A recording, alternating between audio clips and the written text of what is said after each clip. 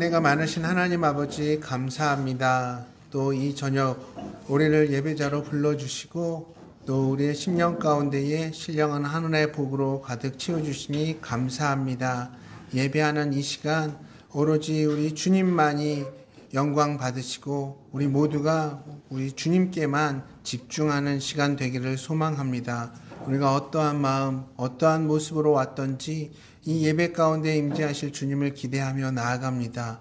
모든 문제들과 또 어려움들과 또 그 고난들을 주님 앞에 다 내려놓사오니 주님께서 위로해 주시고 또 주님의 진리의 말씀으로 우리의 심령을 채워주시기를 소망합니다. 주님, 찬양을 통해 열려진 우리의 심령 가운데에 주님의 생명의 말씀을 채우는 이 시간 되기를 소망합니다. 사람의 말로 받지 않게 하시고 우리가 동일한 마음으로 하나님의 말씀 앞에 아멘으로 화답하는 이 시간 될 수 있도록 인도해 주십시오. 이 모든 말씀 살아계신 예수님 이름으로 기도드렸습니다. 아멘. 반갑습니다. 우리 성도님들 3일 동안 잘 지내셨죠? 네. 저희 학생부는 우리 성도님들께서 기도해 주시고 또 후원해 주신 덕분에 지난 주일 월요일 1박 2일 동안 잘 신년수련회를 마치고 돌아왔습니다. 9명의 교사들 포함 친구들이 함께 복된 시간을 보냈었고 저희가 이 신년수련회는 2개의 목표가 있었거든요. 첫 번째는 주님께서 허락하신 2025년도를 주님 안에서 잘 계획하는 거고 또 주님께서 이뤄가실 것들을 기대하는 마음으로 이렇게 계획 짜는 거고 두 번째가 또 우리 지금 멤버들이 보면 진짜 태어나는 그 순간부터 교회에서 쭉 자란 친구들이에요. 그래서 우리 친구들이 함께 믿음 안에서 자라나는 지체들을 귀하게 여기고 또 이 믿음의 환경이 하나님이 주신 축복이구나라는 걸 깨닫게 하는 게 또 두 번째 목표였는데 저희 프로그램 중에서 옛날 어린 시절부터 이렇게 예배드렸던 영상들을 제가 만들었거든요. 한 10분짜리로. 아이들이 서로 보면서 깔깔대고 호호하호 되면서 와, 너 진짜 용됐다, 예뻐졌네, 막 이런 칭찬들도 하면서 한 2-3번을 돌려봤습니다. 아이들이 굉장히 좋아하더라고요. 자연스럽게 우리가 믿음 안에서 하나 될 수 있었고 또 프로그램 중에 하나가 예수님께 편지 쓰는 프로그램을 가졌었거든요. 예, 근데 아이들이 꽤 진지하게 그 편지 한 바닥을 가득 채울 정도로 예수님 앞에 하고 싶었던 얘기들을 이렇게 쭉 적고 저희들은 내년 이맘때 다시 썼던 그 편지들을 보면서 또 하나님에 대한 마음을 다시 정리하고 또 그 사랑을 더 깊이 깨닫는 시간을 가지려고 합니다. 어쨌든 성도님들께서 기도해 주시고 물질적으로 너무 풍성하게 후원해 주셔서 저희 즐거운 시간, 풍성한 시간 보내다 왔습니다. 집사회에서도 또 우리 루디아 반에서도 한나 반에서도 이렇게 후원해 주셔서 바울 반에서도 이렇게 후원해 주셔서 너무 감사합니다. 자, 오늘 계속해서 갈라디아 말씀 가지고 함께 나누는 시간 갖도록 하겠습니다. 1장과 2장에서 바울은 자신이 전한 그 복음은 사람이 아닌 예수님으로부터 직접 받은 복음이라는 걸 이렇게 강조하죠. 그리고 자신의 사도권을 변호합니다. 왜냐하면 다른 복음에 넘어간 갈라디아 성도들에게 자신이 예수님으로부터 보내심을 받은 진짜 사도라는 것, 그리고 자신이 전하는 복음이 예수님으로부터 받은 올바른 복음이라는 걸 강조하고 있는 거예요. 그러면서 3, 4장에서는 갈라디아 성도들을 유혹했던 그 다른 복음 뭐였죠? 율법주의. 그 율법주의가 뭐냐? 예수 그리스도의 복음을 믿을 뿐만 아니라 율법도 지켜야 구원을 얻을 수 있다는 생각. 예수님께서 이렇게 이루어주신 복음이 있고 또 그의 플러스 내가 뭔가를 해야지 구원을 얻을 수 있다라고 생각을 하는 겁니다. 뿐만 아니라 율법을 잘 지켜야지만 성숙한 성도로 성장할 수 있다고 가르치는 거죠. 율법주의의 문제는 뭐냐 하면 모든 초점이 자신을 향해 있기 때문에 하나님의 은혜에는 별로 관심이 없다는 거예요. 그리고 율법에 얽매여서 자유를 잃어버린 채 병든 신앙생활을 하게 만들죠. 그래서 늘 초조하고 그리고 다른 사람들에게 공격적이고 예민할 수밖에 없는 겁니다. 그러나 우리가 기억해야 할 것은 그리스도인의 이 구원을 이루는 것에는 뭐 칭의가 됐든 성화가 됐든 우리의 그 어떤 공로도 없다는 거죠. 모든 것은 다 우리 주님께서 이끄시는 거고 이뤄가시는 겁니다. 주님께서 스스로 우리에게 복 주시기로 언약하셨고 그 무조건적인 언약 안에서 예수 그리스도를 보내셨고 십자가 사역을 이루셨고 지금도 우리와 함께 하시면서 모든 섭리 가운데 이뤄가시는 겁니다. 이 모든 것이 전적인 하나님의 은혜 가운데 이루어진 거죠. 그럼 율법은 뭐냐? 나쁜 거냐? 율법은 우리가 구원받기 전까지 마치 로마 시대의 초등교사 같이 올바른 길이 무엇인지, 죄가 무엇인지를 가르쳐주는 그런 역할을 감당하는 거죠. 그러나 그 기한이 있는 겁니다. 언제까지죠? 성인식을 치르기 전까지. 우리가 구원받기 전까지. 그래서 구원받은 성도가 다시 율법 아래로 가서 초등교사 영향 아래로 들어가는 것은 정말 어리석은 짓이라고 이렇게 말했습니다. 사실 율법주의자들의 주장이 뭐냐면 맨날 은혜 자유 하니까 성도들의 삶이 도덕적으로 너무 해이해진다는 거예요. 일정 일리가 있는 말입니다. 새벽 기도하고 싶으면 해. 하기 싫으면 안 해도 돼. 네 자유야. 11조? 하고 싶으면 하고 하기 싫으면 안 해도 돼. 네 자유야. 이런 식으로 하면 누가 새벽 기도하고 누가 11조 하겠냐는 논리죠. 성도들 대부분 안 하게 될 거라는 겁니다. 하지만 그렇다고 해서 우리가 율법주의로 다시 돌아가는 것은 예수님의 그 십자가 죽음과 부활을 통해 얻은 생명과 자유를 완전히 잃어버리는 겁니다. 이렇게 이해하시면 되는 거예요. 우리가 자녀들 양육할 때 정말 어린 애기였을 때는 막 눈에 넣어도 아프지 않고 뭘 해도 예쁘고 정말 아이들을 바라보는 것만으로도 막 힘이 샘솟는 그런 시절이 있습니다. 하지만 이 아이가 점점 사춘기 시기에 접어들면 저희 집이 딱 그런 시기에 접어들었는데 가끔 아이들을 향한 그런 절망의 마음이 들기도 하고 회의감이 들기도 합니다. 가뜩이나 팍팍한 인생살이에 고민거리가 하나 더 늘어난 거죠. 근데 그렇다고 이 아이의 양육을 포기할 수는 없는 거잖아요.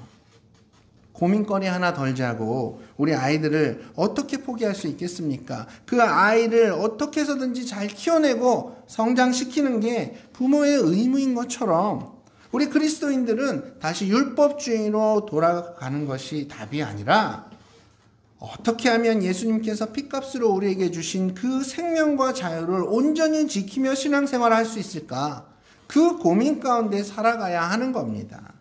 바로 5장, 6장이 그 고민에 대한 해답을 말해주고 있어요.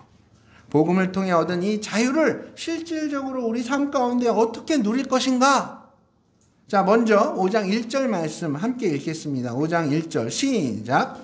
그리스도께서 우리를 자유롭게 하시려고 자유를 주셨으니 그러므로 굳건하게 서서 다시는 종의 멍에를 매지 말라. 아멘. 자, 여기서 종의 멍에라는 건 그 당시 노예들이 도망 못 가도록 어깨 위에 그 무거운 나무로 고정시켜 놓았던 그런 도구를 말하는 거죠.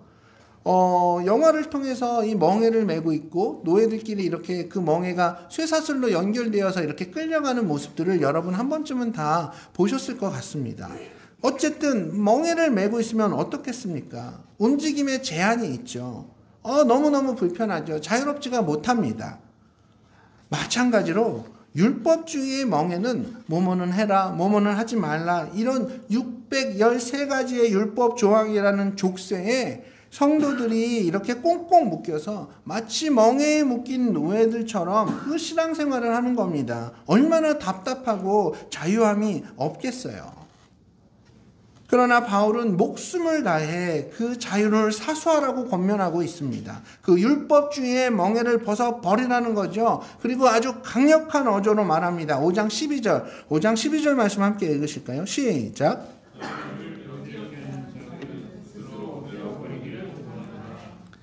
자, 지금 이 말이 사도 바울이 성경 가운데 사용한 표현 중에 가장 과격한 표현이거든요. 이런 거친 표현까지 써가면서 율법주의에 대해 잘라버리라고 권면하고 있는 겁니다. 실제 이 표현의 의미는 뭐냐 하면 거짓 교사들이 자꾸만 할례 받아야 된다 막 이러니까 여러분 할례가 뭔지 아시죠? 남녀 성기의 표피를 잘라내는 그 행위를 할례라고 합니다. 자꾸 이렇게 할례 하니까 차라리 그냥 성기 자체를 잘라버리라는 표현인 거예요. 이렇게 과격한 표현을 쓰면서 율법주의를 잘라버리라고 사도 바울이 편지를 통해서 이야기하고 있는 겁니다. 자, 여기서 우리가 생각해야 할 중요한 건 뭐냐, 뭐 잘라내냐, 안 자르냐, 뭐 이게 아니라요. 이렇게까지 사도 바울이 율법주의에 대해서 강하게 비판하는 이유가 뭐냐, 이걸 알아야 됩니다. 그만큼 그리스도인들이 율법주의에 끌려다니면서 자유함을 잃어버리기가 쉽기 때문에 이러는 거예요.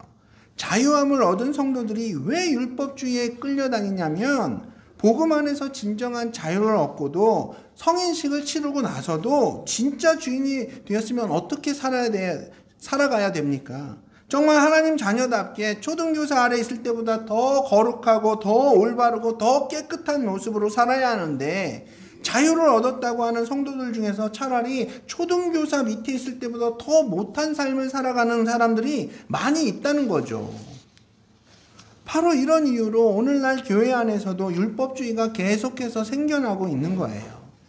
자, 한번 보십시오. 제가 주일 예배에 대해서 여러분들을 가르칠 때 이렇게 가르친다고 한번 상상을 해보세요. 여러분, 주일 예배 꼭 나오셔야 돼요. 여러분이 한 주 교회 빠질 때마다 여러분이 천국 가는 길에 구멍이 숭숭 뚫리는 거라니까요. 예배 많이 빠져서 여러분 천국 가는 그 길에 구멍이 많이 뚫려 있으면 천국 가다 그 구멍으로 빠지는 거예요. 그 구멍 빠지면 어떻게 되는지 아세요? 지옥 가는 겁니다. 아니, 만약에 제가 이런 식으로 주일 예배에 대해서 가르치고 율법적으로 주일 성수에 대해서 강조한다면 아마 처음 신앙생활 하시는 분들, 주일학교 아이들 무서워서 주일날 절대로 다른 약속 안 잡고 다 예배드리러 매주 나올걸요. 어쩜 예배드리게 하는 데에는 이런 방법이 직방일지도 모르겠어요. 그렇습니다. 사실 우리가 복음 안에서 자유를 누려야 하지만 그 자유를 잘못 사용할 때는 차라리 율법주의 아래에 있는 게 더 나을 수도 있어요.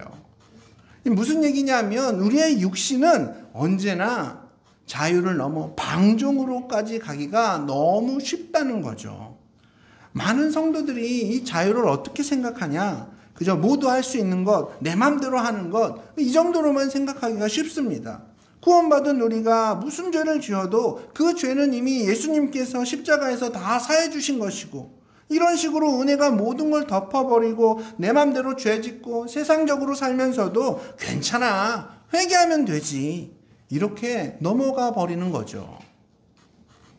그런데 자유가 이런 식으로 방종으로 흐르게 되면 오히려 성도들은 그 자유함의 노예가 되어버립니다. 자기가 선택한 죄와 그 미련한 행동의 결과들로 인해서 지배당하게 되는 거예요. 그렇게 내 맘대로 하는 신앙생활은 자유가 아니라 또 다른 형태의 속박이 되어버리는 겁니다. 사랑하는 우리 성도님들, 우리는 율법주의를 벗어나야 하지만 동시에 방종에 대해서도 조심해야 되는 겁니다. 그래서 우리가 갈라디아서를 읽으면서 자유, 자유, 자유만 외치면 이건 갈라디아서를 반쪽만 이해하신 거예요. 복음을 잘못 이해한 겁니다. 우리가 자유를 누려야 합니다. 하지만 자유는 방종이 아니란 걸 여러분 반드시 기억하셔야 돼요. 율법 아래에 있을 때보다, 초등교사 아래에 있을 때보다 자유롭게 훨씬 더 하나님을 사랑하고 더 예수 닮음의 모습으로 살아가는 겁니다. 하나님 나라를 위해 더 헌신하고 더 성숙한 모습으로 지체들을 섬기면서 살아갈 때에, 그럴 때에만 이 자유가 진정으로 의미가 있는 거예요. 이거랑 똑같은 겁니다. 맨날 부모가 짜준 스케줄 그대로 부모가 내준 분량만큼만 공부하면서 그저 부모의 감시 속에서 공부하는 애들보다 자유함 속에서 스스로 자기 목표를 정하고 공부량을 정하고 그 자유함 속에서 열심히 하는 애들이 훨씬 더 좋은 결과를 낼 수가 있잖아요. 근데 스스로 절대 공부하지 않는 아이들은 차라리 부모의 구속 속에서라도 공부를 하는 게 어느 정도의 효과라도 볼 수 있고, 그 유혹 때문에 우리가 율법주의에 넘어간다는 거죠. 여러분 이해가 되십니까? 대답을 해주시면, 네, 대답이 없으시면 다시 해야 돼요. 다시 해야 되면 저도 목이 너무 아파요. 자, 그러면 어떻게 하면 우리가 방종에 빠지지 않고 그 자유함을 온전히 누릴 수 있을까요? 우리 오늘 본문 13절, 16절을 함께 읽겠습니다. 자, 시작. 형제들아, 너희가 자유를 위하여 부르심을 입었으나 그러나 그 자유로 육체의 기회를 삼지 말고 오직 사랑으로 서로 종노릇하라. 내가 이르노니 16절입니다. 내가 이르노니 너희는 성령을 따라 행하라. 그리하면 육체의 욕심을 이루지 아니하리라. 아멘. 자, 우리가 방종에 빠지지 않고 진정한 자유를 누릴 수 있는 길은 뭐냐? 바로 성령님과 더불어 사는 겁니다. 성령님께 순종하는 거예요. 우리 안에는 늘 두 가지 소욕이 서로 싸우고 있죠. 우리가 구원 받았지만 아직은 죄로부터 완전히 자유로울 수가 없습니다. 우리가 이 육신의 옷을 입고 있는 한 옛 본성이 여전히 남아 있거든요. 구원받은 우리의 진짜 마음은 성령님을 정말 따라가고 싶지만 자꾸 우리의 육신이 거기에 제동을 겁니다. 그래서 우리 안에는 늘 두 가지의 마음이 서로 충돌하는 거예요.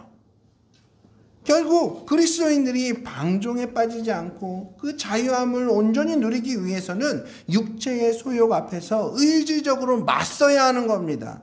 육신의 일 앞에서 의식적으로 제동을 걸어야 하는 거죠. 여기 16절에서 성령을 따라 행하라 라는 이 말은 성령의 지배를 받으라는 말이거든요. 내 삶의 주도권이 누구에게 있느냐? 나에게 있으면 그건 육체의 소욕을 따르게 되는 거고, 내 삶의 주도권이 성령님께 있다면 우린 성령님을 따르게 되는 겁니다. 반면에 19절부터는 육체의 일에 대해서 쭉 나오거든요. 음행, 호색, 분냄, 술 취함. 그리고 21절 중반에 이런 육체의 일들을 하는 자들은 하나님의 나라를 유업으로 받을 수 없다고, 받지 못한다고 합니다. 지금 이 말씀은 육신의 일에 빠져서 이젠 아주 그게 습관이 됐고 지속적으로 내 삶 가운데 나타나는 육신의 일이 너무 자연스러운 생활 방식으로 자리 잡은 사람들은 그 속에 성령님이 없다는 거예요. 그 속에 성령님이 안 계시면 그 사람에게는 영생도 없는 거죠. 물론 우리가 순간 욱하는 마음으로 화낼 수 있고 또 술 마실 수 있고 마시면 안 되지만, 그리고 다른 지체들을 질투할 수도 있습니다. 그럼 그렇다고 해서 그렇게 한번 화내고 분내고 질투했다고 해서 성령님이 내 안에 계시던 성령님이 떠난다는 그런 의미가 아니라요.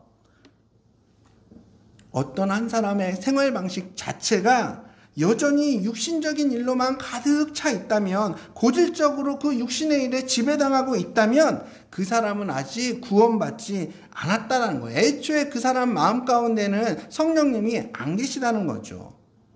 복음의 말씀을 들었습니다. 그럼에도 불구하고 그 삶의 열매를 통해서 그 사람의 어떤 육신의 열매들만 계속 맺히고 있다면 구원받지 않았다는 말을 지금 사도 바울이 하고 있는 거예요.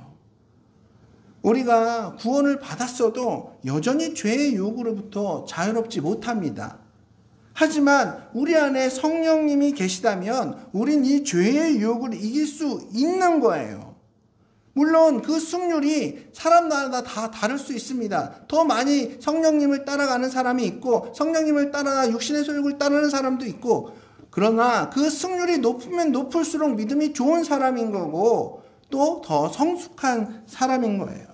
반면에 아직 죄의 유혹에 대해서 그 어떤 고민도 없고 문제의식도 없다면 그 사람의 구원에 대해 한번 깊이 고민해 봐야 된다는 거죠.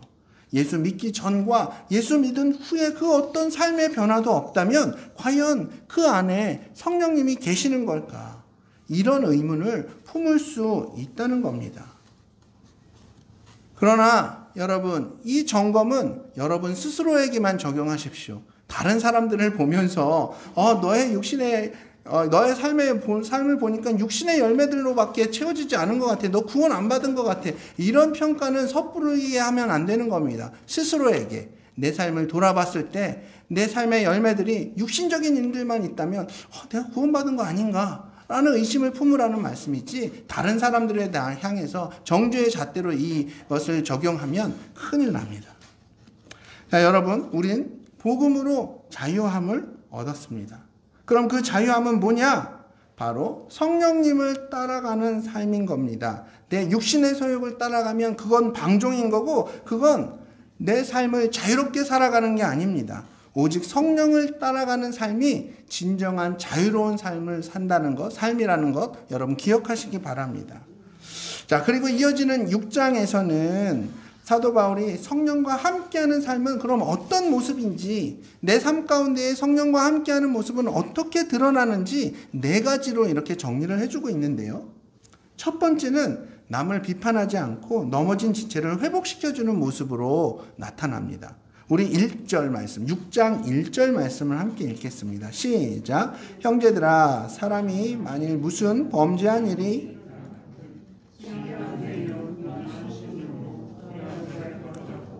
너 자신을 살펴보아 너도 심판을 받을까 두려워하라. 아멘. 자, 만약에 공동체 안에서 어떤 한 지체의 잘못이 드러났어요. 이건 심증이 아니라 확실한 거예요. 분명히 잘못을 한 겁니다. 그럼 이때 범죄한 지체를 어떻게 우리가 대해야 되느냐? 온유한 심령으로 그 지체를 바로 잡으래요. 여기서 바로 잡는다는 게 바로 회복시킨다라는 의미거든요. 아마 율법주의자들은 이런 상황 속에서 그 지체의 잘못에 대해서 조목조목 비판하면서 넌 이게 문제고 이건 이렇게 해서 잘못된 거고 저건 저게 문제인 거야. 그러면서 자신의 어떤 영적 우월감을 막 과시할 겁니다. 하지만 이런 정죄함을 통해서는 절대로 넘어진 지체들을 다시 회복시킬 수 없어요. 일단 범죄한 지체를 바라볼 때 그저 가해자로서만 인식하는 게 아니라 유혹에 넘어간 약한 사람으로 인식해 주는 게 우리에게 필요합니다. 그런 관점으로 지체를 바라보면 그 사람이 저지른 죄보다는 그 사람에게 필요한 회복이 훨씬 더 크게 보이고 먼저 보이게 되는 거죠. 자, 그렇다고 해서 죄 자체를 가볍게 여기라는 건 절대로 아닙니다. 죄는 단지 실수나 어떤 우연의 결과가 아니라 어디까지나 말 그대로 죄로 바라봐야 됩니다. 문제인 겁니다. 잘못한 겁니다. 죄는 잘라내야 할 대상인 거고 결코 우리가 타협할 수 없는 대상입니다. 하지만 동시에 우리가 알아야 할 것은 우리 중 누구라도 이 죄의 덫에 걸려 넘어질 수 있고 거기서 빠져나오려면 반드시 다른 누군가의 도움이 필요하다는 겁니다. 이렇게 죄로 넘어진 지체를 향한 그 인식의 전환으로부터 회복이 시작되는 것이고 이런 삶의 모습이 바로 신령한 사람, 성령을 따르는 사람의 모습인 겁니다. 자, 두 번째로 성령을 따르는 삶의 모습은 서로의 짐을 져주는 겁니다. 서로의 짐을 져주는 거예요. 우리 2절에서 3절 말씀 함께 읽겠습니다. 시작. 너희가 짐을 서로 지라. 그리하여 그리스도의 법을 성취하라. 만일 누가 아무것도 되지 못하고 된 줄로 생각하면 스스로 속임이라. 아멘. 여기 3절은 쉽게 얘기해서 자기 주제 파악을 못하고 교만한 사람들에게 대한 책망이라고 여러분 보시면 되고요. 사실 모든 인생에는 각자가 짊어지고 있는 어떤 인생의 무게가 있습니다. 그 모양도 다르고 그 무게도 다르지만 동일한 건 뭐냐? 모두가 각자의 짐을 지고 있다는 건 동일합니다. 일에 대한 스트레스, 어떤 상실감, 신체적 고통, 질병, 갈등, 빈곤 이런 짐들에 대해 얘기하자면 뭐 한도 끝도 없죠. 근데 예수님께서도 말씀하셨습니다. 새 계명을 너희에게 주노니 서로 사랑하라. 여기서 서로 사랑하는 게 바로 서로의 짐을 대신 져주는 거예요. 반면에 율법주의자들은 엄격한 율법 준수만을 외치면서 사랑과 은혜의 원리는 아예 잊어버립니다. 여러분 착한 사마리아인 이야기 아시죠? 거기서 율법주의자들은 율법을 핑계대면서 도움이 필요한 이웃을 외면해 버립니다. 그러나 주변으로부터 무시천대받던 사마리아인은 끝까지 자기의 사비를 털어서 그 위험에 처한 지체를 돌봐주는 모습을 우리가 보게 됩니다. 하지만 우리가 율법주의로 사람들을 대할 때에 그냥 외면해 버릴 수도 있지만 만약에 우리 안에 성령께서 계시다면, 성령께서 우리 삶 가운데 역사하신다면 성령님은 사랑이라는 열매를 맺으시는 분이거든요. 성령의 9가지 열매 가운데 사랑이 가장 먼저 나오거든요. 그 사랑 때문에 우리는 그 능력에 힘입어서 지체들의 짐을 기꺼이 함께 져줄 수가 있는 겁니다. 세 번째로 겸손하게 자신의 책임을 다하는 겁니다. 우리 4절, 5절 말씀을 함께 읽겠습니다. 자, 시작. 각자 자기의 일을 살피라. 그리하면 자랑할 것이 자기에게는 있어도 남에게는 있지 아니하리니 각자 자기의 짐을 질 것이라. 아멘. 아니, 좀 전 2절에서는 너희가 짐을 서로 지라고 해놓고 여기서는 보면 각자 자기 짐을 지라고 합니다. 마치 이 구절이 서로 모순되는 것처럼 보이기도 합니다. 그렇죠?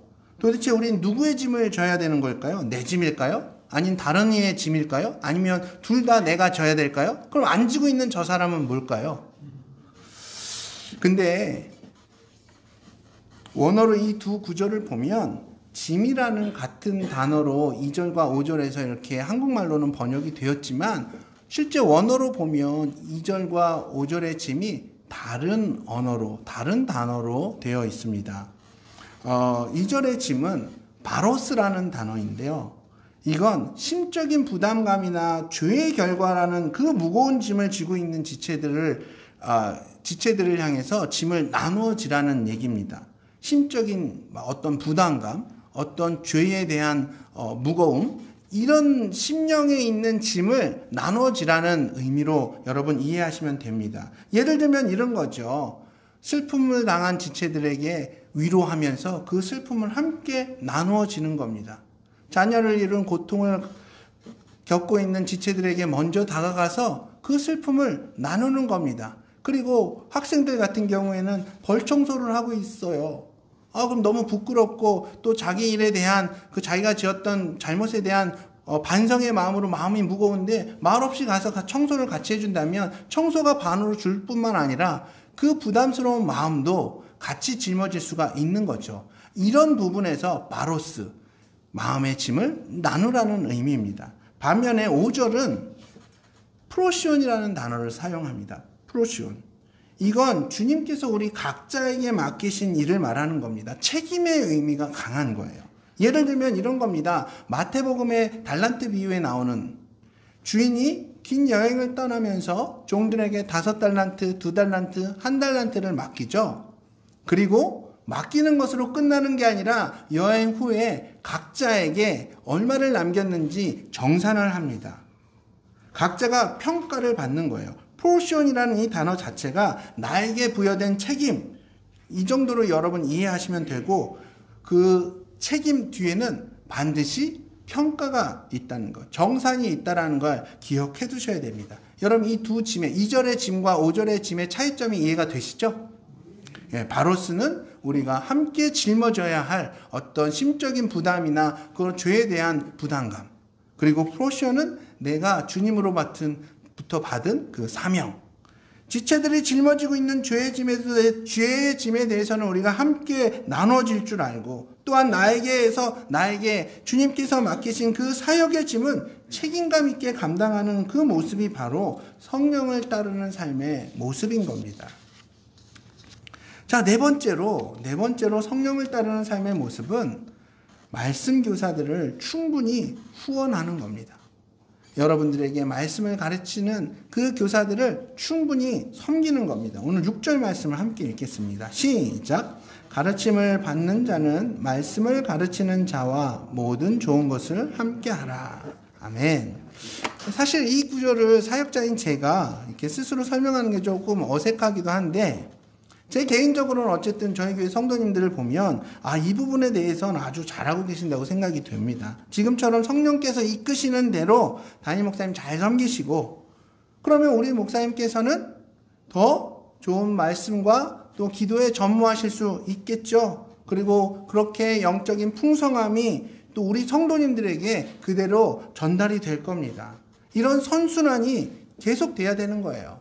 여러분들께서 말씀을 먹이시는 담임 목사님을 잘 섬겨주시고 그 섬김을 통해 우리 담임 목사님은 더 기도와 말씀에 전무하시고 그렇게 되면 더 영적으로 풍성해지면 그게 어디로 가겠습니까? 다 우리 성도님들께 가겠죠. 이런 선순환이 계속 잘 이루어지는 울산 성서침례교회가 되길 주님의 이름으로 축복합니다. 지금처럼만 하시면 돼요. 네. 자, 이제 사도 바울은 이렇게 결론을 맺습니다. 우리 6장 14절 말씀인데 아주 중요한 구절입니다. 함께 읽겠습니다. 시작. 그러나 내게는 우리 주 예수 그리스도의 십자가 외엔 결코 자랑할 것이 없으니 그리스도로 말미암아 세상이 나를 대하여 십자가에 못 박히고 내가 또한 세상을 대하여 그러하니라. 아멘. 그렇습니다. 우리가 자랑할 것은 어떤 내 공로, 내 업적, 어떤 성취물이 아니라 오직 십자가밖에 없습니다. 여러분 아멘이십니까?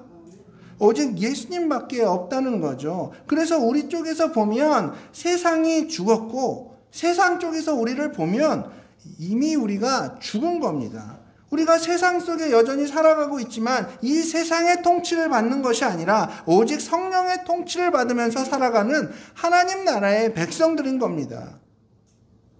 여러분, 하나님 백성답게 살아가는 건 자유함 속에서 방종으로 빠르지 않고 성령을 따라 살아가는 거예요. 그 삶을 통해서 여러분은 더 성숙해지고 더 깊고 넓은 하나님의 사랑과 하나님의 은혜를 경험하실 수 있는 겁니다. 이렇게 우리가 지난 3주 동안 갈라디아서 말씀을 함께 나눴습니다. 갈라디아서의 주제는 율법으로부터 자유, 그리고 믿음은 오직 믿음을 통해 오직 구원을 이룰 수 있다는 겁니다. 사도 바울은 이 서신서를 통해서 율법주의에 반박하면서 성도들이 은혜 안에서 자유로움을 누릴 수 있도록 권면을 합니다. 그래서 우리가 해야 할 것은 이 갈라디아서를 통해서 내가 빠지기 쉬운 이 육체의 소욕들은 무엇인가? 한 번 더 고민해 보시고 어떤 성령의 열매를 맺어야 우리가 이 육체의 소욕으로부터 더 자유롭게 주님 섬길 수 있을까를 고민해 보시기 바랍니다. 그렇게 해서 주님께서 허락하신 그 자유함 속에서 더 온전한 하나님 나라의 백성으로 자라나며 주님께서 허락하신 놀라운 그 축복들을 더 깊이 더 넓게 경험하시면서 신앙생활 하시는 저와 여러분들 되시길 축복하며 오늘 말씀을 마치도록 하겠습니다.